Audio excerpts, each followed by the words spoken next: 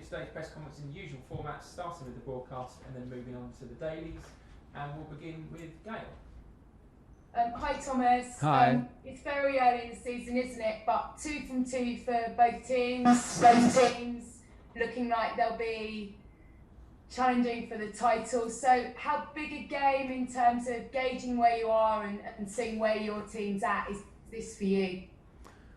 I think any time when you play at Anfield and with spectators against Liverpool is one of the toughest challenges that you can face in European football. And after that, you're much smarter where you are and what your true capacity and what your true performance is. So it's like this tomorrow. We had a good start. Liverpool had a good start. And tomorrow we will fight from first minute to get a good result. But like I said, it will be a huge challenge. And no result will be a decision in for the season. But of course, we are fighting for it because this is the challenges where you need to prove and where we want to prove ourselves. After his performance against Arsenal, you said that there is a lot more to come from Romelu Lukaku. He caused Arsenal a lot of problems. How much are you interested and a bigger test is it for him against the likes of Virgil van Dijk tomorrow? Yeah, how are you looking forward to seeing that one play out? I'm looking forward to. I think many spectators and many fans of football are looking forward to that battle. But it's not only Van Dijk against Lukaku. It will be Liverpool against Chelsea. But of course, also for Romelu is a big challenge. And he had now one match with us, which was pretty impressive and a very good start. So from now on, we are into details, into adapting, into connecting better and better. And the stress test is on tomorrow at Anfield. And we will see. But, you know, when we signed him, we knew we get a very experienced player, experience in terms of playing big matches. He loves these kind of stages, and that's why I expect the best what we can see from him right now. I'm not sure if he has already reached top level, maybe not, because he has only one game in his legs. So, but he will have a good match tomorrow because he loves to play in these kind of matches. He's a tough competitor and against a strong opponent, of course. Juventus have confirmed that Cristiano Ronaldo is on his way somewhere. He's set to leave. How good will it be to have a player like him in the Premier League, do you feel, even if it is maybe to one of your rivals? Well, I don't know if it's good if he plays for any of our rivals. So I could handle the loss very well when he played in Italy and does not play for us. So if he will end up in Premier League, is good for the Premier League and shows like how competitive and how difficult this league is. At the same time, it will make life harder for us. But that's what we are up to, and I hear it from you for the first time. I just come off the pitch, and we prepared the sessions before. So let's wait and see.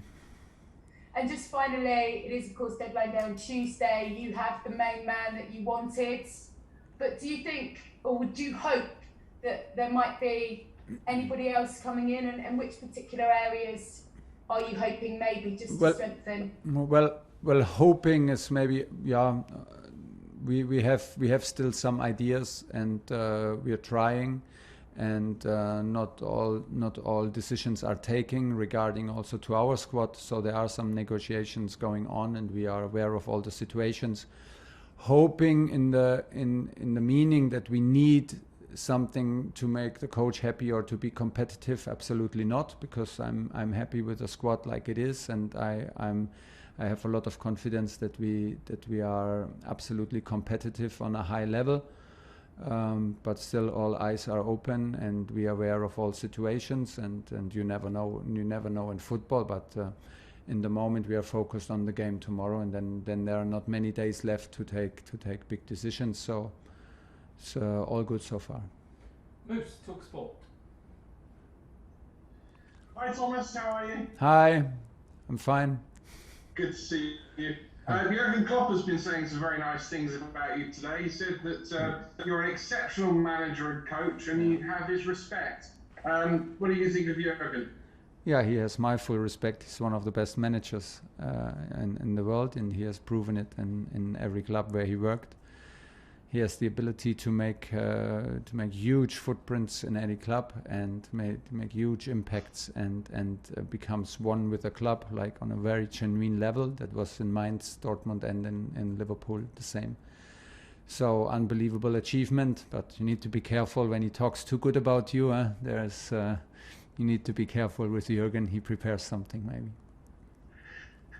How excited are you going to Anfield in front of a full house, in front of 55,000? Well, very excited in general because we're super happy that the fans are back. So that means we have to cope with energy that Anfield can create, of course, which makes things for us as a away team more difficult, more challenging. Absolutely, yes.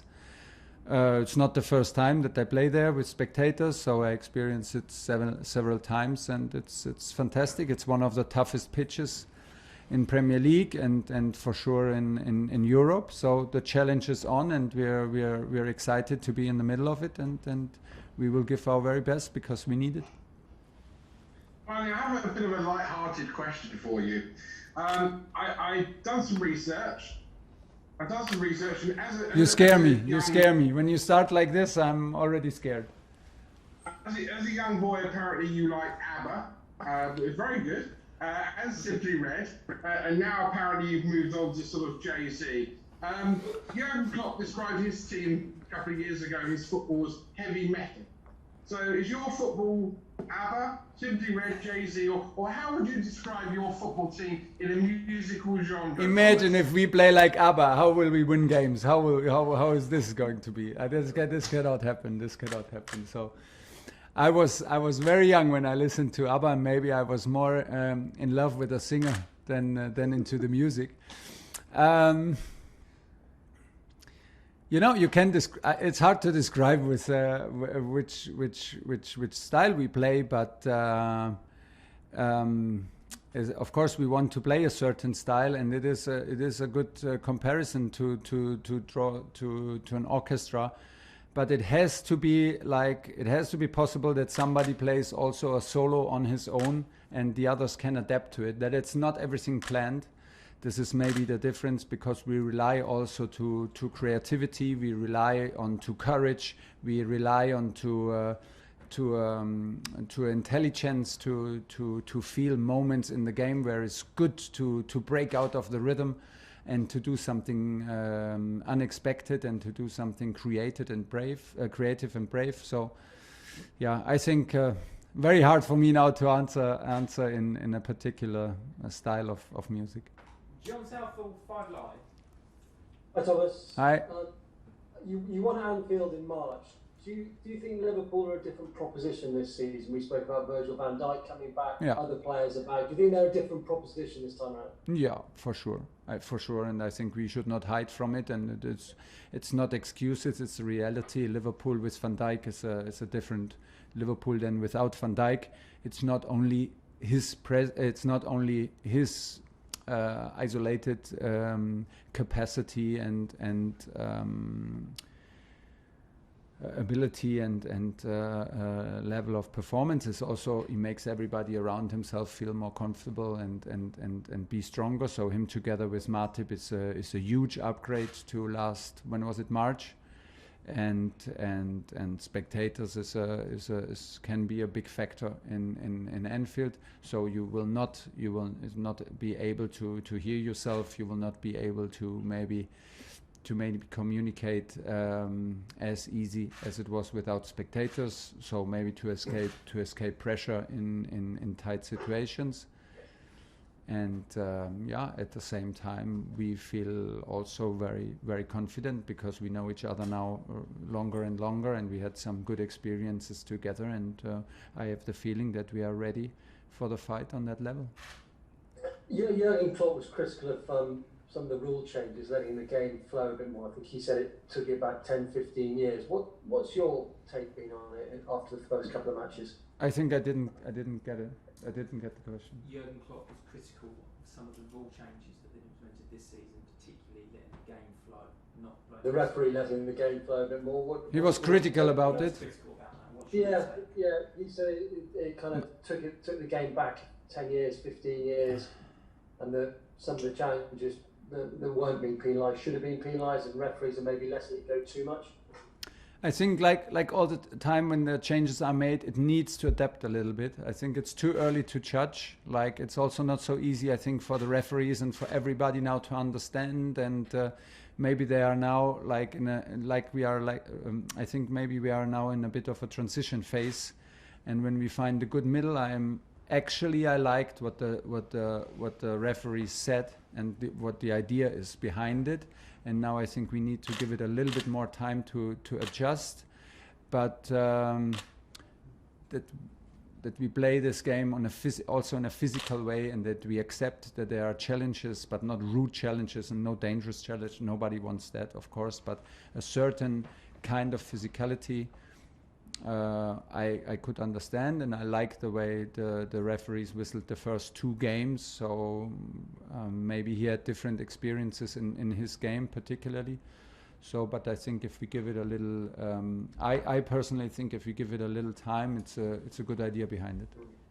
And just finally, on a player potentially leaving, do you expect Kurt Zouma to join West Ham? There are, I don't want to lie to you, there are negotiations between West Ham and Chelsea and about Kurt. Kurt right now is not with us, but not because of these negotiations. He has some personal issues to solve, family issues to solve, and we allowed him to travel to France. So this is not the reason why he's not with us in the squad. But there are negotiations, but to be very honest, I don't know where it leads right now, and we have to wait. So both things can happen, that he stays or that he leaves. Last question in this section by Shani, PLP. Hi, Thomas. Hi. Willy Caballero gave an interview recently which he praised you and your backroom staff for the way that you made every player feel a part of the squad, even if they weren't playing. How difficult is it as a coach to be able to do that, and how did you find that task at Chelsea last season? It's very nice if he felt it like this, and if he had the feeling that it was like this. Very nice of him and very kind. I mean, this is maybe one of the most difficult things, because everybody is so ambitious and everybody is ambitious to play, and they're all competitors. So it was a big strength of the squad last season to put the ego behind, and especially guys like Willy Caballero was a fantastic role model, how much input in training and also at the sideline of games and in the dressing room you can give, although you have a hard situation personally and almost no chance to get some minutes. So he was more or less the role model, and there were so many more. And this is actually the thing and the benchmark and the thing to achieve again. We need a certain atmosphere, a supportive atmosphere between the players. This is what I believe absolutely to achieve special results. I don't know if it's always the coach who's responsible for that. I think you need a good group who takes care about this process also themselves. You need, of course, the coach who values that, and you need everybody around the coach. This is not a one-man show, and not for sure not from me. This is the staff around me, but all the guys who work in Cobham. If we have this kind of atmosphere in the staff, this is what I believe. If we respect each other, if we protect each other, if we push each other in a positive way, this reflects onto the group, and it shows very natural what we demand of the group. But the group last year was the benchmark, like I said, and it's on everybody now to create the same spirit. Without that spirit, it's not possible to win big trophies. And you talk about trying to recreate that atmosphere from last season. Now, I know recently you said that, you know, when you signed Romelli, you looked at his personality as well as obviously his skills on the pitch.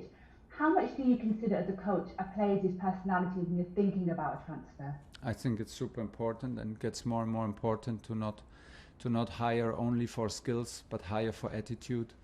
If you have a certain attitude, and if we all believe that our attitude as a team was a key factor, we cannot put a risk to lose it. So we need to be very sure, and it was an easy one because Romelu came from the academy and was a Chelsea boy, and like his personality is very, very open and kind, humble, and that was a very easy one. But at sometimes it's a little gamble, to be honest, because you don't know always the background and the history and the characteristic and the profile of every player. So you need to rely on your feeling. You need to rely on the interviews that you do and the reports that you get from people you trust. And in the end, maybe less is more. If you have a good group, don't confuse the group with too many changes. Try to trust. And this is what we try to do. Okay, that's the end of the broadcast section.